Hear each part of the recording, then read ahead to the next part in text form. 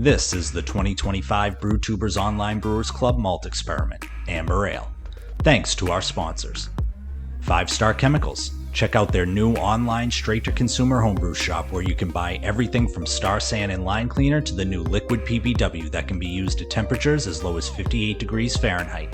Check out their online store at 5starchemicals.com/home-brewing. Beer and Wine Hobby Homebrew Supply Store. A local homebrew shop in Danvers, Massachusetts. Order any malt they offer in any quantity you want, and if you order before 11 a.m., they'll package your items and ship out the very same day. Visit the store at www.beer-wine.com. Let's get tasting. Cheers and welcome to Irondale Brewing. It's time for beer number 3 in the 2025 Brewtubers Malt Experiment Amber Ale. And for beer number 3, I am just doing grab whatever. I have all the experiment beers in a little grouping in the fridge. I'm just grabbing whichever one my hand hits when I reach in there. And today we got Wrecked Brewery's Myrtle Beach Baked Buns Amber Ale. And for his specialty malt, he used Carolina Biscuit Malt. So hence the name Baked Buns. I'm excited to try this. I looked up that's a local maltster to him in South Carolina, and he's used it in some of the beers he sent me. They were always excellent. So I'm looking forward to trying this one. The biscuit malt they describe on their website as being reminiscent of fresh baked baguette. I'm probably not going to get the exact wording on their website, but I'll put it up on the screen. Or the soft underside of a cookie. So that sounds pretty darn appealing. Sounds like it'll work well in an amber ale. Hopefully we'll get some good shots. That's his label. And he has a lot of great information. He has a section on the bottom, I don't know how well you can be able to see that, called Nerdy Stuff, where he talks about so he added 8 ounces of Carolina Biscuit Malt to a 5-gallon batch. Mashed at 154, fermented at 70 degrees Fahrenheit. OG of 1050, FG of 1007. So it finished nice and dry. Yeah, I think that's about all there is to say about it before we pour it. I'm trying the pour cam on my right again. That's, I think, will maybe work better because when I was on the left, I'm holding the glass and you can't see quite as much. Can gets out of the way quicker than my hand does when I'm pouring, but we'll see. Okay, nice carbonation. Whoa, yes, a lot of carbonation. Bear with me one moment. Clean this up a little bit. Wow, was not expecting that. Pulled it right out of the fridge, so I don't think it got shaken or warmed or anything like that, but that's a good sign. It's kind of like when you break a glass at a party. It's a good luck sign. Okay, we'll just do a little bit more cleanup here. Sorry for the chaos. Smells awesome. Okay. And we'll do actual cleaning later. We want to keep the review going. These things happen. All right, so carbonation is very good. Yeah, the aroma coming off it with the kind of explosion there is fantastic. So, all right, let's give it a pour. See how it pours. I do need to party foul so I can see where I'm pouring from. Okay, we're good. And we'll see how the pour cam does. Maybe it got some good explosion footage. I'll pour pretty gently here since it kind of had, wow. But even that little taste of the foam, that cookie thing is no joke. Doing it in wrong order for a proper structured tasting, but we'll roll with it. Okay, so there is the beer. Try to get a close up there. It is a beautiful color, very nice copper. It's not as clear as the first couple. The carbonation is going nuts. I want you to see if I can get a close up at that. It's just, and this is not a nucleated glass, just a normal run-of-the-mill pint glass. So yeah, that's awesome. Let's try to get back to what I'm doing here. Sorry, I'm a little bit thrown off with the aroma. Yeah, the aroma is very bready, biscuity, and that cookie thing. it's interesting they phrased it that way, and I don't know, and I don't think it's only because I read that ahead of time that got put in my brain, but it really does smell like fresh baked cookies. So that's really awesome aroma. Yeah, and like I said, the color is fantastic. It's maybe a little bit more orange than it is red. Again, hopefully you can get a good sense of that. And like I said, not quite as clear as some of the others. And I think, let me just make sure I'm not doing a disservice. I don't think it's just darker, maybe. I think it's, yeah. Anyway, it's a good looking beer. I'm not, again, we're trying to review these, so anything I say is just my impressions. I'm not trying to, cast shade on anything, but that's, yeah, nice copper color. Okay, talked about the aroma a lot already. I'll talk about it again, I'm sure, but let's go in for a taste of this thing. And the head on there is great, nice. It's a little bit lighter white head than the first couple of beers I've tried.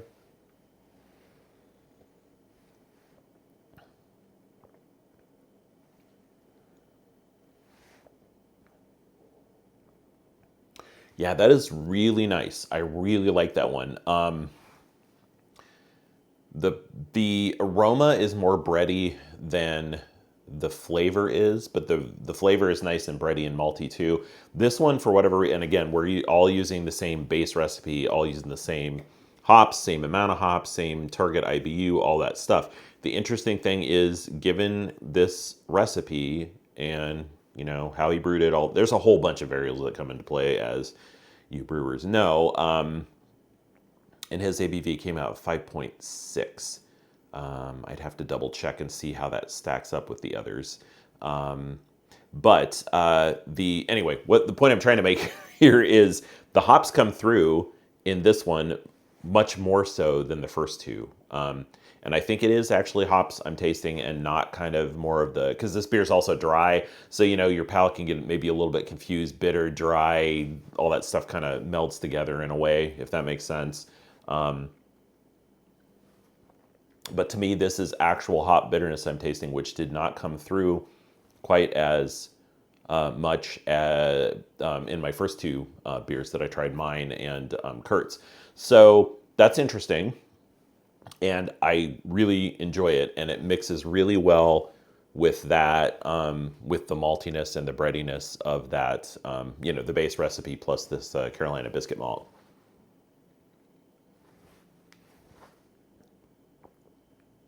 Yeah, that is a really good beer.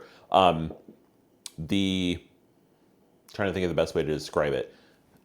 The first thing I get when I first take a sip is there's a lot of carbonation. So that's kind of like the initial hit, is that effervescent carbonation going on.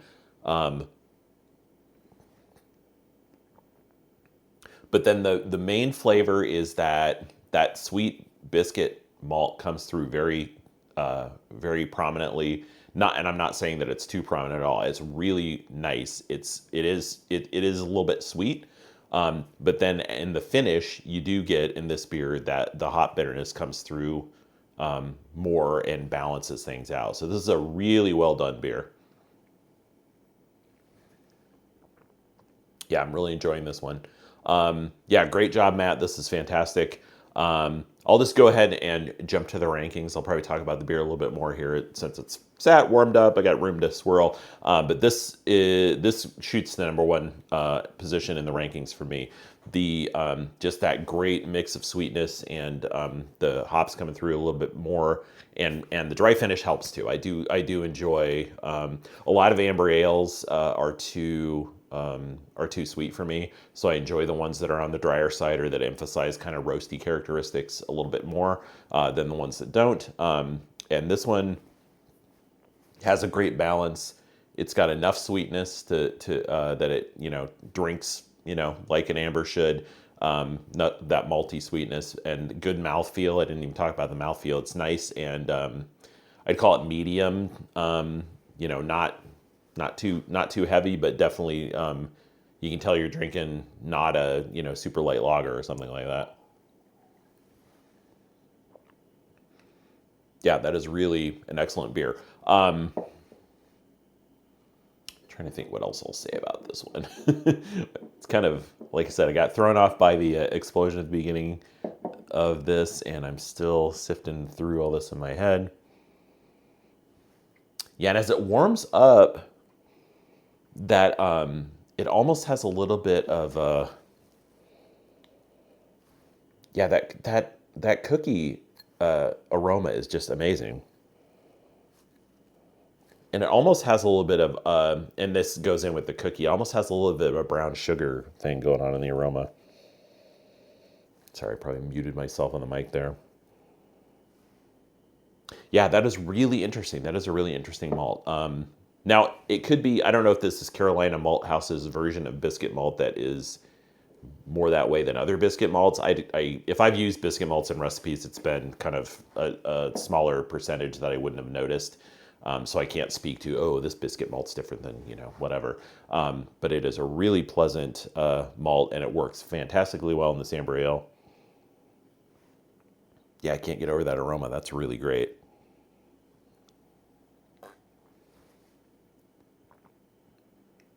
Yeah, great job, Matt. I think probably the only thing, if I had to say anything, that would balance it out a little bit more for me would be maybe some of that, a little bit of the more roasty character from something like that amber malt. And that's only because as I have more of it, the sweetness of the biscuit malt is starting to build up a little bit. And I think if it just, if it was dialed back a little bit or counterbalanced with something that offset that a little bit, that it would be more, I don't want to say sessionable, a little bit, it would drink a little bit easier for me. And yeah, I guess that's the best way to put it. But yeah, overall, that's a fantastic beer. Now, again, we're talking in terms of would we use this malt in an amber ale? Absolutely. That is a great addition to an amber ale. I might use it in combination with another malt to, like I said, balance the sweetness out just a little bit. But I don't think you want to lose that because it is a really nice characteristic to have in this amber ale. But again, if you could maybe mix it with a little bit of amber malt or something along those lines, and that would also maybe give it a little bit more red amber instead of copper. But again, I'm being super nitpicky here. I'm almost done with it already. It's a really great beer. Number one on the rankings for me for sure. So I don't know if Carolina Malt House does mail order, but or maybe I can beg Matt to get me some and send it to me. But yeah, fantastic job. Number one on the ranking, again, Carolina Biscuit Malt from Carolina Malt House. Definitely worth checking out if you're anywhere in the area. And I think that, or, other biscuit malts, like I said, I'm by no means an expert in biscuit malts in general, so maybe they call it kind of all are similar to this one. But that is something that I don't think I probably would have thought to put in an amber ale, but it works really well. Great job. Excellent beer. And I think I will just end it there, maybe get one more shot of the color. Head retention is awesome. Colors, the head color is, like I said, a little bit lighter, and the carbonation is a lot, but the head retention and the bubbles are very tight compared to the first two as well. So yeah, I think, sorry that was a little bit scattered there after the can exploded on me, but can't complain about the beer. It's fantastic beer, and I'm really glad I got to try this biscuit malt and an amber ale. And I think everybody's doing an excellent job of, you can really tell what's going on with that specialty malt. And it's really interesting as I go through these to get a good sense of the difference that specialty malt can make. These are all, the three I've had so far, very different beers. And I'm getting a really good education in kind of what a base amber ale with these additional specialty grains and how all that stuff fits together, and really gets your brain spinning about what you can do to tweak recipes and think about other beers you might use these malts in, since it's a good vehicle to get a sense of what those malts do. Yeah, so I think I'll stop there, go finish what's left of this beer, and we'll see what I grab out of the fridge for beer number 4. Cheers.